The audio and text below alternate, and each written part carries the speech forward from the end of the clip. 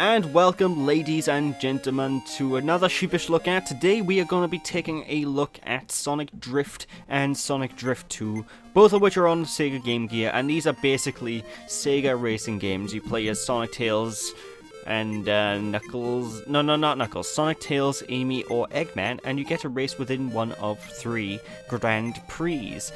And there's basically like 5 or 6 courses in each Grand Prix, all of which are the exact same zones. And they all support slightly different level layouts, but yeah, this is basically the game. It's Mario Kart down to the letter.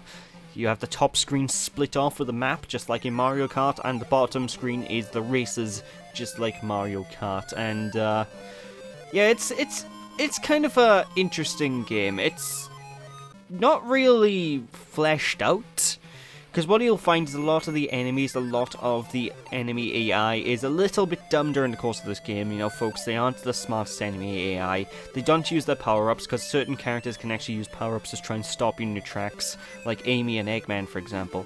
And they never use them. It's a very simple, very basic racing game. And if this was released nowadays with more advanced technology, it could probably be a good game, but as it stands right now, it's just basically a cheap Mario Kart rip-off on the Game Gear, and it exists. It's a harmless little title. It's not the worst game in the world, you know, but it's not the best game in the world either. And like I said, yeah, you can play as Eggman, Amy, and whatnot as well, which I'm not showing off because I couldn't be bothered really to get footage. Truth be told, I don't like playing this game that much. It bores me. But I'm going to just go and cut ahead from a couple of these tracks and I'll show you what you're in for.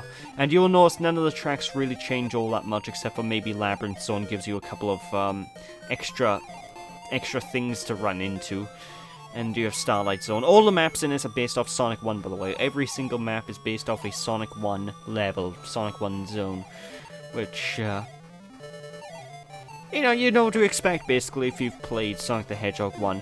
All the music is different, though. I love the soundtrack. The soundtrack's actually pretty upbeat. It's up-tempo. It's not very memorable, but it exists, and I don't mind it. I quite like the soundtrack for what it is. And, I don't know, a lot of people seem to have varying issues with this game. Like, some people just don't like the fact Sonic's in a car. Other people just don't like the fact that the controls are a bit off. But, the game exists. That's all I can say. And Tails looks adorable there. But moving on swiftly, we are now taking a look at Sonic Drift 2. I decided to take a look at both of these in one video because, well, I might as well.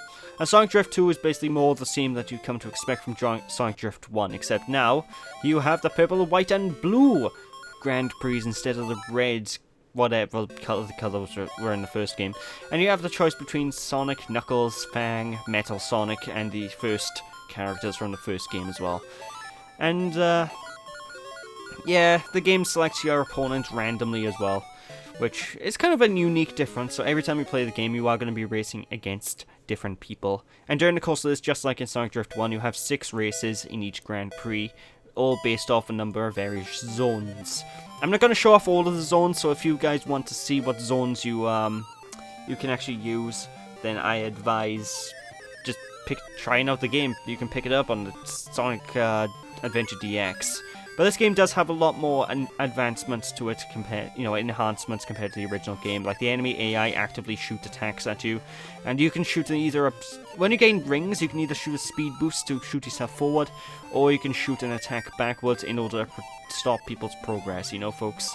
So, yeah, you get attacks in this one. You get loads of extra bumpers, loads of obstacles on the road. It's a little bit more of a tricky game to deal with.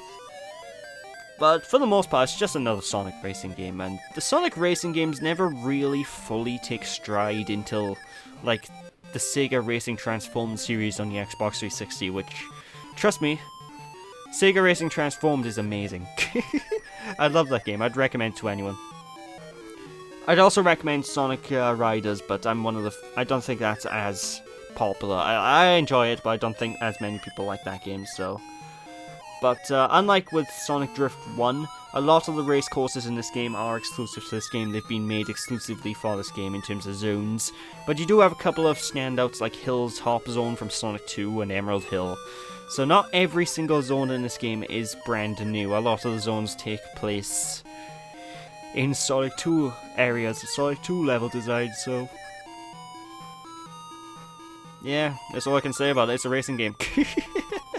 The only thing you have to watch out for is this Sonic Drift 2 is a great deal more difficult, a great deal more challenging. And the enemies have some pretty bad rubber banding as well, so you'll think you're ahead of them all in the race, then suddenly the enemies will pop out of nowhere and go, nope, nope, nope, nope, I caught up. Victory will be mine, Metal Sonic, for my name isn't Tails. That's clearly a Tails voice. Yes, look at me jump. Aren't I fabulous? Oh my. Yeah, okay, from now on, I'm going with that voice for Tails whenever I'm doing a Tails voice. Yeah, look at me, Sonic, I can go fast too. Dr. Eggman's got nothing on my intelligence points. But, yeah, that's all there is to it. It's just another racing game. Whoop-de-doo. And like I said, there are 6 courses, so I'm not showing off half the courses in the game. If you guys want to try it out, go for it. You can try it out on the Sonic Adventure DX, on the GameCube version at the very least, so there is that. But that's all I got to talk about with this one, folks, so thank you all for watching. Hope you all enjoyed. Don't be sheepish. And when we return next time, we will be taking a look at Flicky, which is an interesting, different game, so I'll be talking about that. So thank you all for watching, and I'll catch you all again. Bye!